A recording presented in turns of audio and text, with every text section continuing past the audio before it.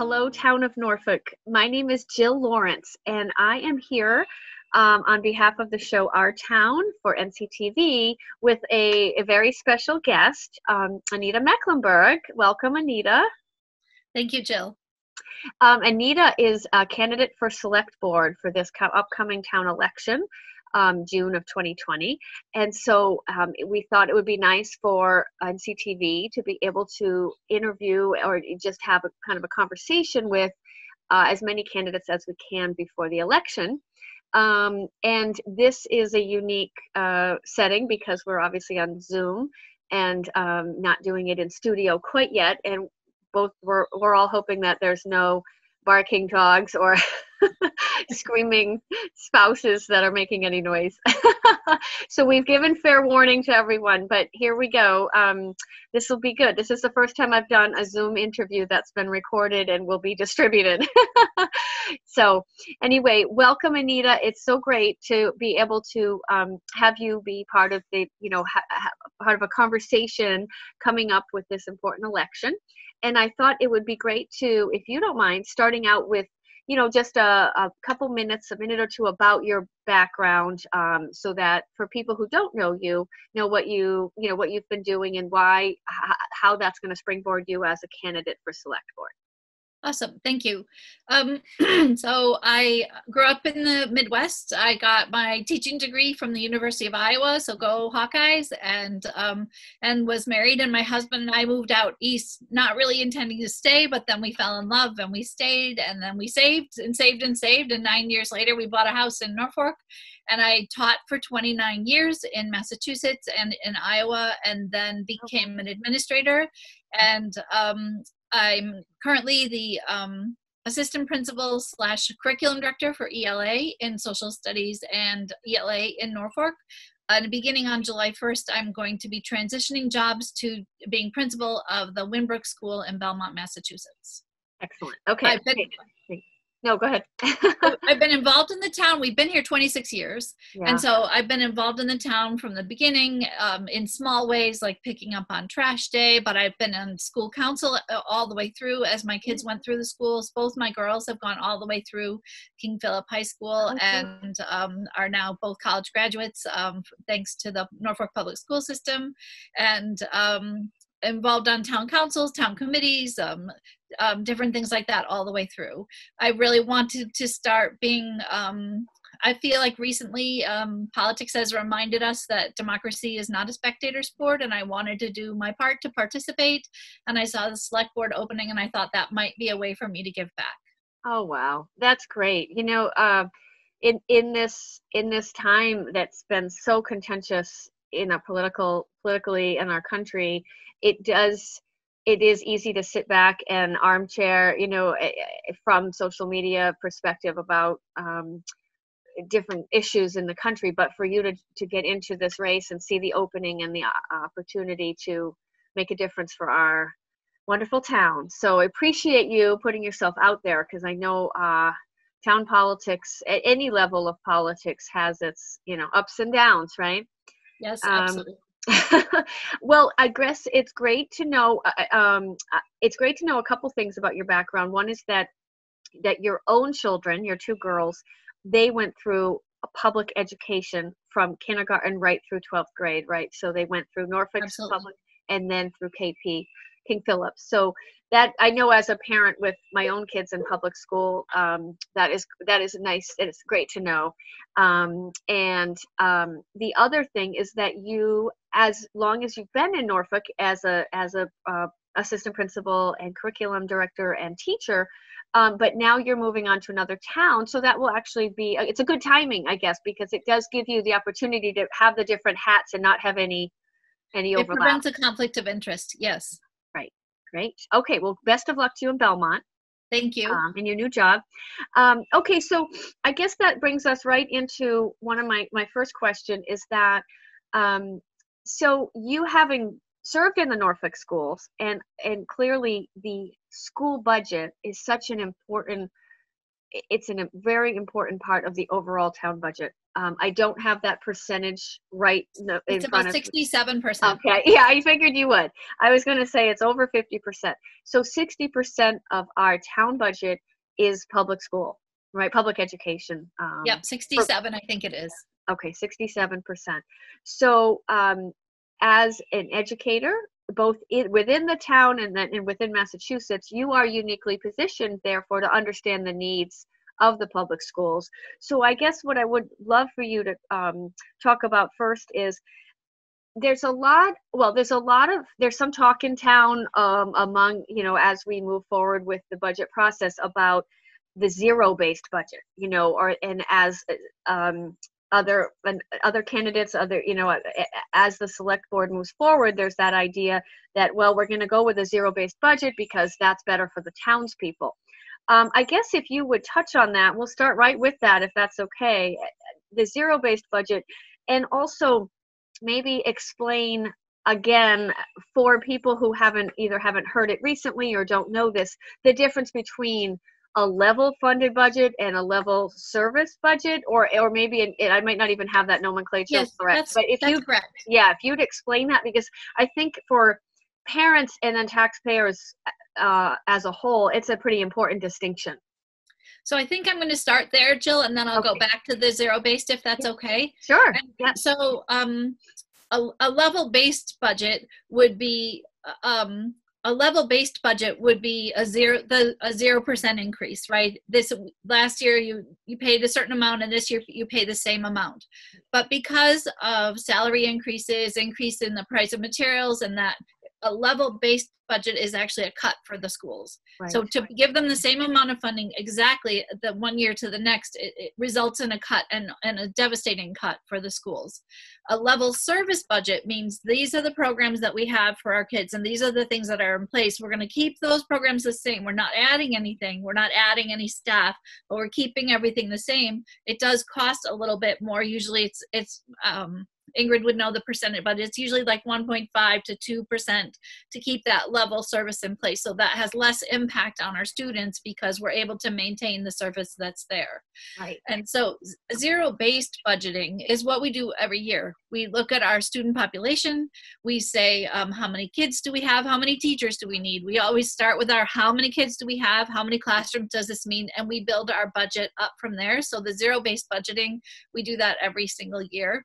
And different from a 0% increase, which is the same as that level-based budget, right? I'm sorry about my dog there.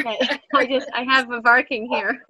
So, so that 0% is, again, really devastating because that costs us positions, right? It's really difficult to go. The bulk of our budget is salary, so it's very difficult to make any kind of significant cuts without reducing positions. Right. And this might be a very obvious point, but that when you have, because of the contractual obligations of the town when they hire teachers who are, as in terms of the MTA, the Massachusetts Teacher Association, the union, therefore there's every year they have to have that salary increase, that whatever's been determined. Well, it depends what we've negotiated, right? Okay, with the town. Okay. Right. Well, no, with the teachers, the school committee negotiates with the teachers union to determine the percentage of raise, if any, for that year. Okay. Right. I see. So it's redone. I see. It's not always assumed. No. Each year. Usually it's a 3-year contract, and so they might say this year it's 1%, then 2%, or it might every year it's different. Right. And so it depends on what they negotiate. Okay. So I'm sorry about the barking here. I guess my next thought about this was that level services are not adding, you're not adding new programs. You're not adding, it's just, I guess the important thing to know is that if you're trying to do a level funded budget, which sounds great for taxpayers because they're saying, okay, we're keeping the funding from year to year the same. We're not going to have an increase possibly in the budget, which would result in an increase in taxes. But when you do a level funded budget, that the first thing has to happen is cuts, right? Is the Absolutely. first thing. There's no way we could do it without. Right. And we're in a unique position where every single year we have a different job to do, right? So if 10 kids move in, or if a couple kids with some significant special needs, we have to absorb that into our budget and what we're doing. So every year our job is a little different. And so if we had a drop in enrollment, we could do a drop, but that hasn't been happening. We're growing. So that hasn't been happening. So level service would be devastating. Depending, we looked at it as an admin team to try to say, you know, and it really seemed like it could be up to 8 positions if we had to do a level service. We have worked really hard to partner with the town, and so we never ask for a budget that has everything we want. We ask for a budget. Dr. Lardy works with the town administrator to say what, you know, and so they partner together. We took a significant number of cuts over the recession, you know, in 2008 and in that time, and we have yet to recover from those cuts. We have yet to restore the positions. One of the things our families ask for all the time is world language in the schools, and that's we have not been able to afford yet to return that program to our school system. And so when those kind of cuts happen, they are devastating. Right. The world language was cut back in that recession and never added back and never added in again. Yeah. Okay. Well, that's great information. So I guess I thought the other part of this, sort of part 2 of this, about the school budget, because I know there's other parts to the select board position other than just the budget and other than just the school part of it, but is also, I guess, because of the COVID effect, that, you know, the with the money being so short and not knowing how it's going to shake down from state or federal resources, funding from the federal funding, hopefully. I guess I wanted to ask you, as an administrator and a former teacher, but as an administrator, you, I think, have that insight into the wants versus needs of the school. And I feel that sometimes people that are on that side of things, where they say, well, you know, that they're just so concerned about taxes and so concerned about tax increases, and maybe thinking that the school is asking for too much, and or asking for things that aren't necessary. I guess maybe if there's anything else you wanted to add about that, because you've been on that side, but you're also a taxpayer in our town. Absolutely. So you can really see it from both of those. And I just want to touch on that before we move on. So the wants versus needs, I guess, is what my question was, and also the idea that you just said yourself, as administrators, you go to as school administration, you go to the town administrator and you sort of work it out. It seems like it's been a smooth process overall, and that maybe citizens in Norfolk don't realize how much work goes into that. Yes, absolutely. Dr. Lardy works closely we don't ever want to be a burden on the town, but right. we have needs. And so we are always wrestling with how do we meet those needs? And we have legal responsibilities that are come part of the job. One of the things I think it's helpful to think about, because people will say, you know, when I was a kid, we didn't have, and it's really important to think about the fact that we're educating kids for their future, not for our past. Right. So we're educating them for jobs that haven't even been invented yet, things that they're going to do. Most of our students are going to be in jobs that we don't even know what they are yet. And so we need to be constantly responding to what the workplace is telling us that they need kids to be able to do. So education has really evolved from when I was a student in school, and how we teach and what we teach has really changed. And so we need to do the best that we can to educate children, to prepare them for their future. And right. that future is changing. Just look at what's changed in technology in the last 10 years. Yeah. I mean, I still have somewhere a VCR and all those things. My kids are like, why would you buy a movie, Mom? You just stream it. And all of that has changed so much. And that's going to affect the workplace for our young students. And so we need to be trying to do the best we can to make sure that they have the skills and they have the it's not as much about memorizing as it is about adapting and problem solving and collaborating. So helping our kids learn how to collaborate. Right. Collaborate and apply application, I guess. Absolutely. It's a great point about, I mean, just technology changing, because I think we tend to look at it in years, or you mentioned like just in the last decade, but yet it's even changed since I think since March, because now we're all using, like, think of what has changed with remote learning in just 3 months. Absolutely. Yeah. So I think that, I know when we go to town meeting, we attend and we watch the school budget presentation, one of the things that we learn is that the that there's a lot of non-negotiables in the school budget, under things like special education, that are state mandated expenditures, right? So I guess I wanted to point that out again as well, because I think sometimes there's non-negotiables in there that just go in, and that's it, and you have to before you can even get started on. Right. It's one of the beautiful things about our country. Oh, I'm sorry. No, please. You're breaking up a little. Okay, how about now? Okay. Now you're good. Okay. So one of the nice things about our country is that we educate all students, right? And how blessed we are to live in a country where all students get an education, no matter what their challenges are. And so that's a real, reflects really well on us as a society. And so we work really hard to make sure that we're meeting the needs of all of our students, no matter what their disabilities are. One of the things we've done in Norfolk is to build programs in our school system, right in-house. So we're able to meet the needs of these kids in our schools, which has a double win. First of all, it's much more affordable to meet their needs. And second of all, there's so many more opportunities for these kids to be included in regular education classrooms, which is a benefit for all of our students. So it's a win-win. It saves us money, but it's also a better model for our students, regular ed and special ed. Right, that's what I understand. Okay, well, I think that I just had one more school-related comment, and then I thought we might touch on, anything else that you thought would be important about your candidacy.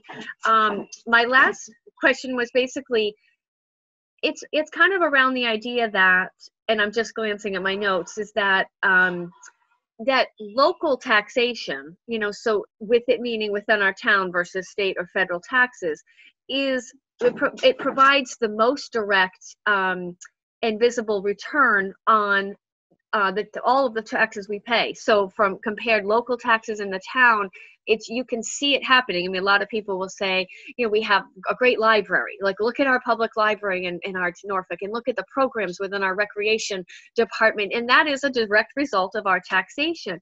And I guess what I thought would be important to point out is just sort of the old adage, or the old the idea that has been around a long time, but that doesn't seem like it's going away, is that towns that make the investment in their public education within their town also have a more rapid growth in home values. So that is, I feel like sometimes when somebody's feeling pressure or frustration with tax rates in the town, that really is there's a more direct and visible positivity that you can see with your home value versus the taxes. Absolutely. So I think it does. Yes. So I think it does benefit your homeowner, right? The stronger our schools are, there's a tangible impact for our homeowners. But there's also, I think, a bigger impact that we're raising citizens, right? And these are the citizens that are going to care for us when they're older. And these are the citizens that are going to be in our government. And so we are raising citizens that will do well by us. And so we will have the tangible effect of increased property values, but also we are raising informed citizens who can think critically and treat people, understand civics and their civic responsibility, and grow up into the kind of young people that we are proud of, that make our country strong. Excellent. And that's a great point, because that's the intangible, right? The other side of it, that is also, that's the bigger picture.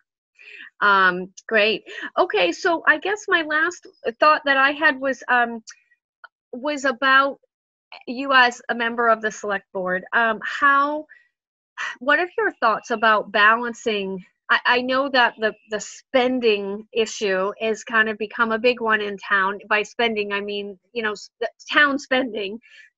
Obviously, 67% of that town spending is on public education, but there's also that other percentage, right, or 33%. How will you balance that as a member of the select board with the spending versus taxes, and with outside of education? Yep. So I think this is Bill Belichick country, right? And so I think part of being on the select board is understanding to do your job, right? So understand what's your job that you should be doing and what's your job that you should not be doing. Let other people do their jobs. So I think as sitting on the select board, part of my job would be to be a really good listener and listen to what the town departments are bringing forward as to what their needs are and what they're funding, and to really ask questions that are, I think a strength of mine is the ability to kind of ask those questions that help lift understanding of what we're choosing, right? Because we're choosing services, and services cost money. So we understand the services that we're getting and then understand what our taxes are doing. And so I think that's something that I can offer is, I'm not an expert on everything, but I'm a good listener and I'm a teacher. I can do my homework and be prepared for those meetings, but I can also really listen carefully to what the departments are doing to be frugal for our town and to be efficient for our town, and ask those questions and help make decisions based on the information that we learn from our town departments. I think it's a mistake to try to get into other people's jobs and do their job, right? We hire good people, we let them take care of their job. We ask good questions so that there's accountability, right? You want to have accountability for the work that they're doing, but and then make decisions based on what services we think we can afford. Okay. Oh, that's great. You know, listening skills are one of the most important life skills, in my opinion, and underused, most underused skill. I think so. But that's great. That's an interesting an interesting answer, because I think it does seem like the select board, it is important to do a lot of listening as you go and within the meetings and even outside of the meetings, right? And then if you listen well, then you know where the probing questions are. You know where to ask the questions because you've listened carefully and you understand. Okay. All right. Well, great. Thank you for that. And I guess what I want to do is give you this last few minutes, give you an opportunity to mention any other, whether it's specific, anything specific or anything more general about your candidacy.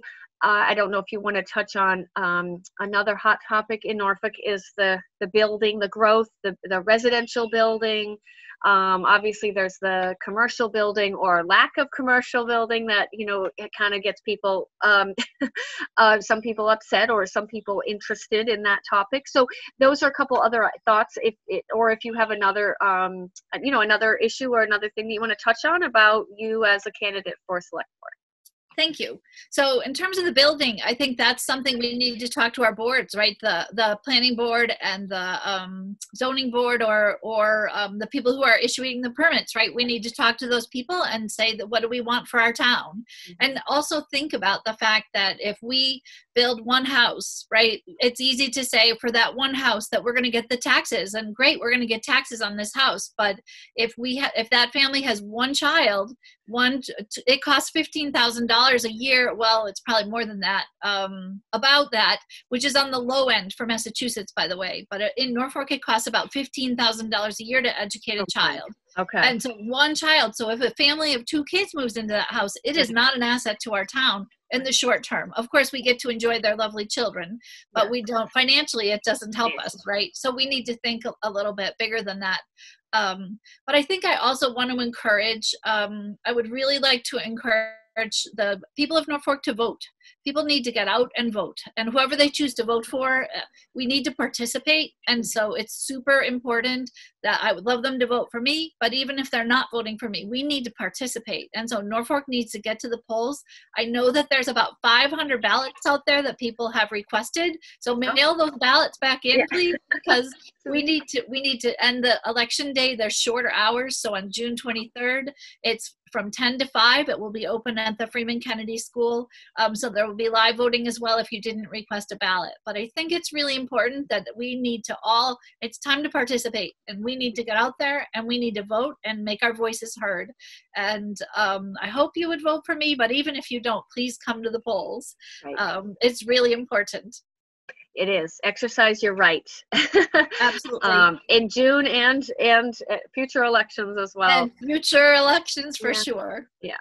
So that's great. And hopefully when we put up this interview, this conversation on air and on our YouTube channel, we should highlight those poll hours, because you're right. In my head, it's always like 7 to 7 or 7 to 8, but it's shorter hours because of the COVID Yes. effect. Okay, so that's an very important point. And I also know that there are a lot of mail-in ballots that have been picked up. So yeah, Carol Green's done a fabulous job. yes, she always does. All right. Well, I don't have anything else. I know, I just wanted to touch on it a little bit, and we're so thrilled. I'm just happy. It's a very unselfish gesture for you to jump into this race and to try to make a difference in our town, and to run for this position. And I know, because it's not an easy road all the time to be a candidate in any form in town politics, or state politics, or and beyond. So we thank you for throwing your hat in the ring. Thank you. And just one final thing, I have to say, I am a novice at this, and so this is all new territory for me, and I have just been so overwhelmed by the generosity of the people of Norfolk who have really helped me along the way, whether it's in getting signs or standing out in front of the circle. People have just been so generous with their time, their advice, their support. I'm just really overwhelmed by that. So thank you. Thank you, people out there. That's great. Awesome. Well, that's good to know. And I think this is great. A little snapshot of you, and hopefully we've every candidate has had the opportunity to come on our public access station and just tell a little bit about themselves. So Anita Mecklenburg, we are so grateful that you were able to do this Zoom interview tonight, and maybe the next time we have one, or going forward, I'd like to be back in the studio and not. Me too. That sounds wonderful. But we hope maybe in the next couple of weeks. So on behalf of NCTV and the show Our Town, thank you again for coming on. And I'm Jill Lawrence, and thanks for watching.